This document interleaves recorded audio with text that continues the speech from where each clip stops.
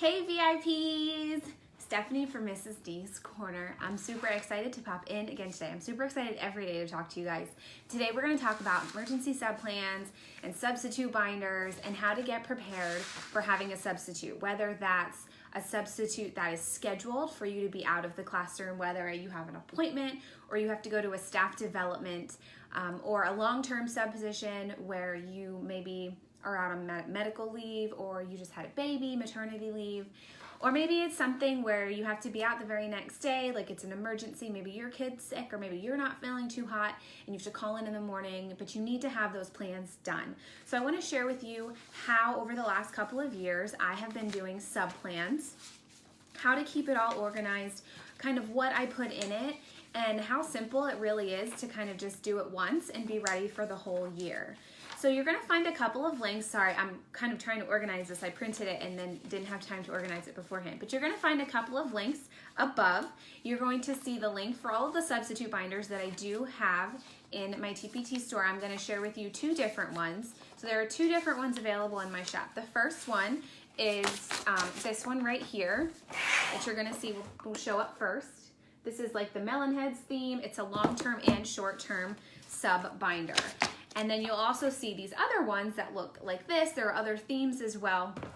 It's like the IEP binder where it's one binder, but you get it in different themes based off fonts and colors and all of that fun stuff. So that's how it works with the sub binders as well. The ones that are like this, they are on sale for $5 this week. So there are a bunch of different options for you for that. So we're gonna take a look at both of them, and I'm gonna share with you also some of the book companions that I put inside of my sub plans, especially for emergency sub plans, how I use Adaptable Books and maybe how I put those into my sub plans, as well as I'm gonna explain Reading A to Z. I know I bring up Reading A to Z a lot. I love that website, guys. I really, really do. I'm not being paid by them to share it with you at all. I'm going to share some tips and tricks for things to use Reading A to Z with, to kind of use at the beginning of the year to plan for the entire year. So let's get started. The first thing that I recommend you do at the beginning of the year is get a substitute binder. You don't necessarily need to have one of these, although they do help you keep everything organized in one space. Whether you want to do it in a binder, if you want to do one of the poly envelope folders, or just a regular folder, or you want to do it all digitally, or if you want to put it in like a tub or something. There are many different ways for you to keep all of your sub plans in one place. So figure out how you're going to do that and also how you're going to organize it. The way that I do it is in a substitute binder. So in addition to having a binder, this is the one that I've used the last couple of years, I also have an editable.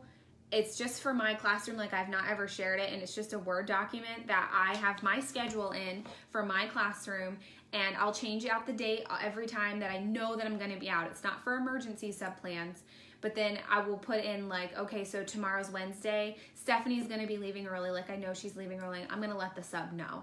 Things like that. It's something that I can go in quick in the morning or in the afternoon, and I can put in for the next day if I know I'm going to be out. That gives the sub an exact plan for the next day. For emergency sub plans, I do a much more generalized schedule, and I will include like, okay, Monday, Stephanie has speech. She has speech at this time. This is how it works. Tuesday, Stephanie has such and such. Stephanie leaves early on Wednesday, and then maybe Thursday, Stephanie's here all day, and Friday, she has a half day. However, my kids' schedules are in the classroom when they get pulled out for services, who's pulling what. So that schedule that I shared with you guys, I think it was 2 days ago, maybe 3 days ago, when we talked about scheduling, I will print that and put that in my sub binder as well, but then they're also going to get a detailed, like written, and I just write it in a Word document. It's nothing special. And I stick it right here inside of the sub binder, and I keep it on my desk. There was also my last classroom, there was a bookshelf similar to this actually, and I just kept all of my binders there. So my para knew, admin knew when it came to time to pull out my sub binder if I was out on emergency, they could just pull this. It was labeled on the outside, and they had everything that they needed. Okay, so it was super organized. Figure out what system works best for you, and then make it work for your classroom and just kind of stick with that one schedule. So what do you put inside of your sub binder? What types of things should you have ready to go when it comes to substitute plans and especially emergency sub plans? I have admitted to you guys that I dislike lesson planning. especially when it comes to like having to put them in like a week or two in advance. I much rather like just write the basic down of like what the lesson is that we're doing, but school districts often want very elaborate objectives and standards and all of that fun stuff. So when it comes to emergency subplans, honestly, I just do the basic. Here's some stuff to do with them. Post-it note on the front, and I'll show you guys what I'm like the basics of what I do in self-contained. And then we just go from there. So inside of my sub binder, I'm going to show you inside of this one. Left myself a Post-it note. I have notes to the sub, and this is just like notes, like medical notes, things like that. There's a letter to the substitute. And most of the time in self-contained, I will have the same substitute over and over again, because if I find one that I like and I know that I'm going to be out, I will ask them weeks in advance, hey, Miss Stephanie, I know that I'm going to be out this day. I know it's like 3 months out, but will you be my sub? And I will schedule it right away. That way I don't have to worry about my sub now for the next 3 months. I know that Miss Stephanie is coming in. She is fantastic. She loves my kids. My kids love her. She knows the classroom schedule already. She knows the kids. She knows the school. I have really nothing to worry about because it's already planned. Okay, so once you find a good sub, keep her or him. Whatever you have to do to keep them. Buy them treats and snacks, like make them feel at home in your classroom, because a good sub in special ed is really hard to find. So make sure when you find them, you keep them. So there's usually a letter to the substitute, a class tour. This is more for long-term sub plans. I feel like I am, hold on, let me see. Can I do it this way? There, now you guys can see more. A classroom tour. I don't necessarily do this for short-term sub plans, but for long-term sub plans, I would absolutely include it. You can insert your pictures and all of that fun stuff. Notes to the sub, a different way to put notes to the sub. Again, I just leave one long letter and put all of that in there. Extra students who need help, medications. I keep that all in these tabs. Okay? So the schedule, again, I'm just printing out the schedule that I have, that admin has, that all of the regular ed teachers have for my kids, that my parents have. I'm not doing anything special like this. I'm just printing it right from the Excel spreadsheet and putting it right into my sub binder. But you do whatever makes the most sense to you. I will include the special schedule, and I will include all of these specials that my kids go to, even though they have visual schedules on their desks. The substitute, if it's new or it's first couple of times, may not necessarily know like who is going where and all of that fun stuff, or what day of the week it is, like when it comes to subs, or when it comes to like, sometimes my last school had 8, the special schedule was like 8 instead of 5, it was 8. So it was never like 1, 2, 3, 4, 5, 1, 2, 3, 4, 5. It's like 1, 2, 3, 4, 5, 6, 7, 8, 1, 2, 3, 4, 5, 6, 7, 8. Like it was super weird. So it gets confusing. So I always do include the special schedule. Pull out schedule, the class list, student information, pictures for larger classes. I don't typically include this for my kids because my caseloads have always been in self-contained under 10. I've had 7, 5, and then 2 1 year. So I don't necessarily put student pictures in here. There's also that whole thing with confidentiality. So whatever you feel comfortable putting in your sub binder, you certainly can. A seating chart, where to find different things.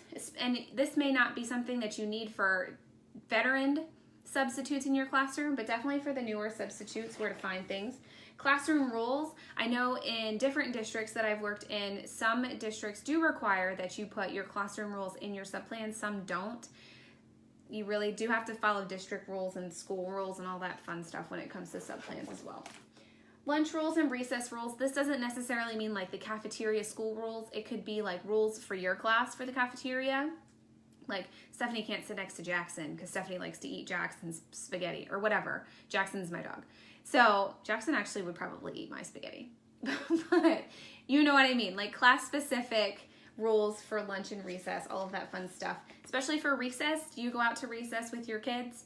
I know that in the last school that I was in self-contained, we did go out. 1 year my parent was able to take them out, and then the other year I would go out with them. It just kind of rotated. So all of those rules are fun to have. Your behavior management plan is really important to have in here. IEP snapshots. I don't necessarily include these in my sub binder because if my paras or if my substitutes wanted to learn more about my kids, they could just pull their binders off of the bookshelf behind my desk and read more about the kids. If they're going to be in my classroom a lot, that is definitely something I recommend that they do. Learn their IEP goals, learn their strengths and weaknesses, because I think that's really important. If this substitute is going to be somebody I'm calling over and over again to get to know, for like first and second day like substitutes, I don't tell them what those binders are at all. I'm like, don't touch anything. I've had some horrible subs. It's terrible. Medical information, medical concerns. Do you have kids who have to go to the nurse? Maybe they have a G-tube and they need to be fed. Different things like that. Need a hand. This is more for general ed. Or you could have just one student who is a higher level student who could help you with different things. Passwords. I had all the passwords taped to my computers in my classroom, and the iPads didn't have passwords, so this isn't something that I would put like in my personal sub binder. This is a sample of that I printed, but you could. Passes. We don't do passes in my school. You give them a piece of paper and they go to the bathroom. Bus, car, duties, morning duties, notes to the teacher for the sub to leave back to you, contact information, emergency information. I'm just going through the tabs. Calendar. So if they're going to be there for a long time, this is more for long-term subs. Your calendar. Maybe a long-term range plans. You don't have to write it out on something like this. If the school district provides you with long-range plans that you can just print and put in a binder, do it. Make it work for you. Don't go and like make it all cutesy and whatever. It doesn't need to be cutesy. It can be cutesy in the binder and your tabs can be cutesy in, but like it doesn't all have to be cutesy. Make it functional. Your year at a glance is very similar to what you're teaching. Maybe if you have to put your standards in here. Usually we have an entire other like 75-inch binder full of standards. It's super dramatic, but full of all the standards. So I wouldn't put them in my sub binder. If they wanted to read the standards, they could get on a computer, or they could pull the binder off the shelf. Guided reading, writing, how all these different subjects work, centers, extra lessons. Sponge activities. Sponge activities are something that was a term that I learned in college years ago. Sponge activities are like extra activities that soak up time when a kid finishes work early. So they're called sponge activities. Other news, contact log. If they're there for a while, need to contact parents for them to keep track of it. Parent conferences, parent info, how things work, procedures, testing, assessments, grades, and copies. So there are quite a few different things. Now my binder's all messed up. There are quite a few different things that you could keep in your sub binder. You don't need to have all of them. Have what's functional for your classroom and your students and what's going to make the most sense for your sub to know in your classroom, okay? So when it comes to lesson planning now, that's what I keep all of my stuff in. I don't use all of those tabs again. That is my sample binder just to show you guys, but I will make one just for my classroom. So when it comes to planning the actual lessons, especially for emergency subplans, it's really hard to plan emergency subplans for a self-contained classroom when you have multiple grade levels.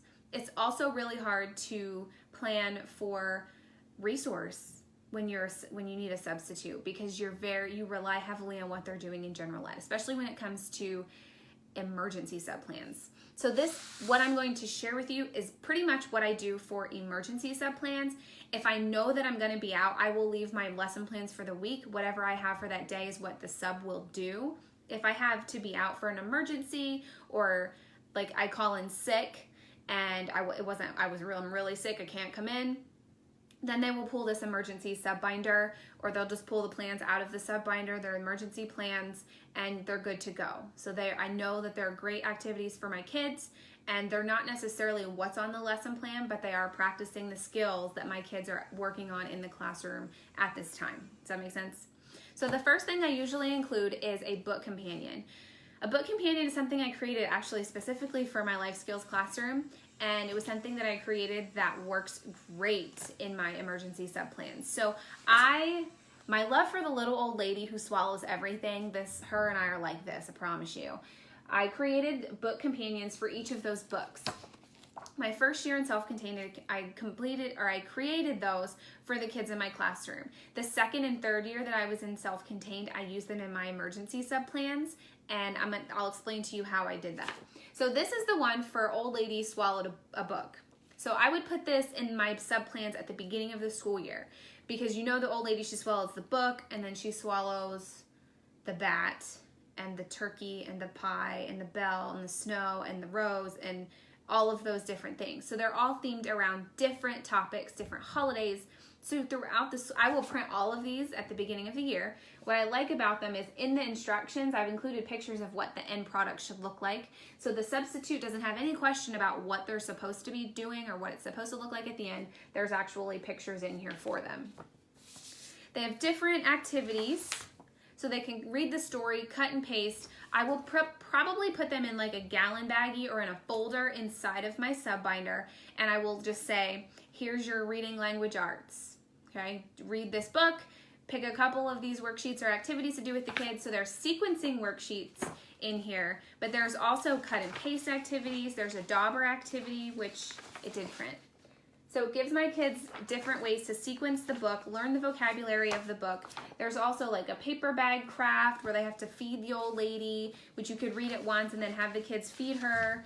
And then there's also this baggy one that kids can take home. So you just cut the old lady out, cut her body in half, and then staple her top half and her bottom half to the baggie and keep all the cards inside the baggie. It's super cute. And they can retell the story to their parents when they take it home. There's also this Velcro activity, which they could also cut and paste. So there are multiple activities in here that will span my entire ELA time block for my emergency sub-plans. I'm picking activities that I know my students can handle that I know my students can handle when it comes to me being out of the classroom, because they're already gonna be a little off because I'm not there, right? Or maybe a pair is out or whatever. They're already gonna be a little off because their day is already interrupted because they have a substitute, right? 2, I'm gonna pick activities that I know my substitute can do that aren't super detail-oriented or that they need to do a bunch of steps or anything like that. It's super easy. I have the copies already ready for them. I'll put the baggies in the folder, all the bags in the folder. All they have to do is read the story with the kids and do the activities. It spans the entire length of the ELA block, okay? So if you don't want to do book companions, you could switch it out. So if I don't end up being out at the beginning of the school year and it's coming to a point where, so first it's books and then I think she goes right into bats, right? She eats the bat in October. Books is September, bat. So when it comes to a point where I'm like, oh man, I haven't been out yet, which is a good thing, but I need to use this book companion. I know it's a great lesson for my kids and it's fun for them. They really like it. But I don't have a sub. I'm not gonna have a sub. So I will take this out and put this in my lesson plans for that following week, or maybe I'll just like scrap my lesson plans for a day and we'll do this. And then I will take the old lady that swallowed a bat for October and stick that in my sub binder just in case I'm out. And then when it comes to November, I think She Swallowed the Turkey was new last year or 2 years ago. And then there's the old lady swallowed the pie for Thanksgiving. So I'll put the seasonal activities in there. The book might be one that I do keep in there all year just because you could use that any time of the year for school supplies and things like that. Another option, if you don't want to print and do the old lady, which you could, but you could have multiple activities in there, you can print adapted books. You don't have to prep them. What I do is I print the adapted books, 2 of the pages to 1. They just cut them and make mini books, and then they can do whatever topic you want. So it's really easy. You just print your adapted books in the smaller size. So you're saving paper, but you don't have to laminate anything. You don't have to put Velcro on anything. Just staple it. I print the answer pieces, like 50 to 60% of the actual size. You can do that with PDFs. And this is just 2 to a sheet. So this is 1 page up here and this is a second. So I just put 2 on 1 page, print this at like 50%, then they cut them out and can glue them in here using their glue sponges or glue sticks. And this is another great activity. You could do this for math. You could do this for seasonal activities. You could do this for any topic that you have adapted books for. So this is another great way to incorporate your adapted books into your emergency sub-plans. Another option for you, which I do highly recommend, especially when it comes to guided reading, is reading A to Z. Now I know, I love reading A to Z. Reading A to Z is my jam.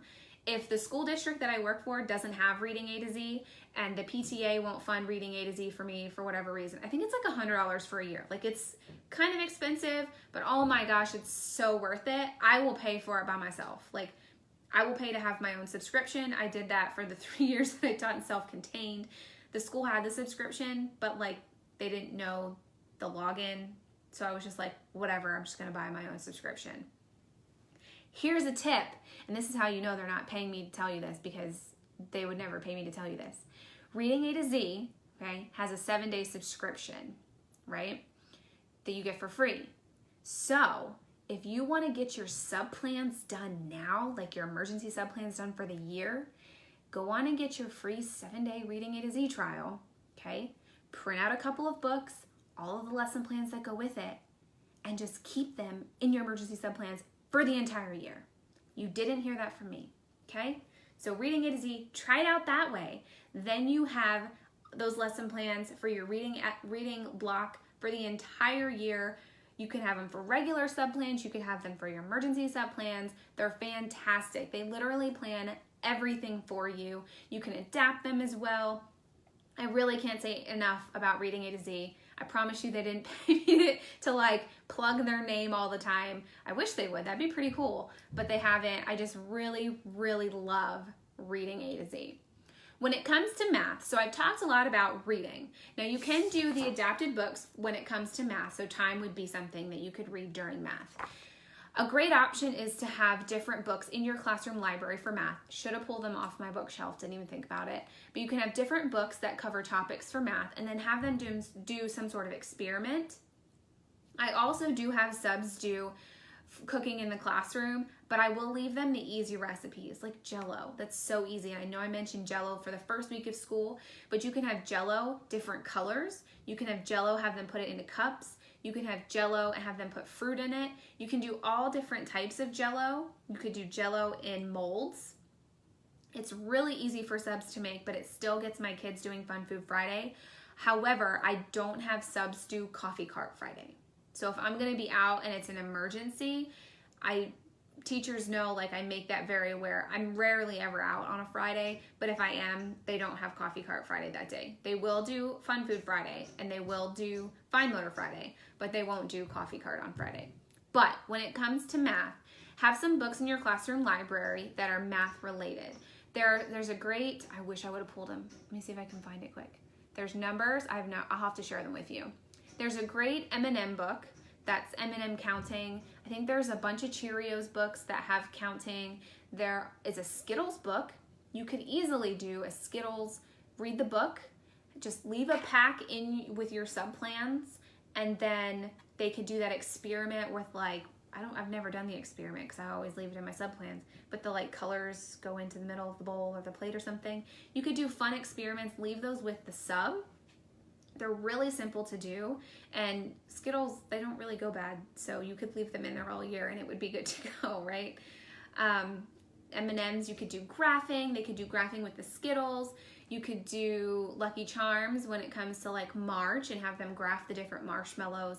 So think outside of the box. It doesn't have to be, your emergency sub-plans aren't something that I take a lesson from a workbook and here it is. Here's the workbook. This is what Houghton Mifflin says I need to teach today. I don't worry about that. I make sub-plans fun for every day is fun teaching, but I make it fun for the kids. Things that aren't going to set them off behaviorally, or more so than them already being off, their routine being off by me not being there. So I try to put fun things into their day that aren't going to interrupt or kind of negate how the rest of the day goes, because I'm already not there and it's already an off day because they don't see Mrs. D, right? Their schedule is already off. So I want to make sure that they are as comfortable with this sub, which is why I said once you find a sub that you love, keep him or her and do everything you can to make sure you schedule them in advance as far as you can, okay? So those are my recommendations for sub-plans and emergency sub-plans. I know it's super basic, but I really don't stress too much when it comes to emergency sub-plans. I pick things that I know my kids are gonna love, that are easy for the subs to include and to perform in the classroom, things my paras know how to do, how they function. Sorry, my phone's gonna die again. And it's really easy that way. So I don't really have to worry about it, and it's good to go. So if you ever have any questions about substitute binders or sub-plans, emergency sub-plans, or you're looking for something specific to put in your sub-plans, please reach out, let us know. We are now over 5,000 teachers and service providers and Everybody's strong in this group, so there are so many different experiences in this group that we can really help you make your emergency subplans and your regular subplans work for you. So please reach out. We're here to help. I will be back next Wednesday. Okay, so I won't be back on Tuesday, but I will be back on Wednesday with a Facebook Live, and I looked before and I forget what it's about now. What was it about? Oh, open house and back to school. And then next Thursday is books for back to school. So I'm really excited to share with you all of the different books that I have and read alouds for back to school. So I will see you guys next Wednesday. Have a great weekend. Make sure you take some time for you, and I'll see you guys soon. Bye.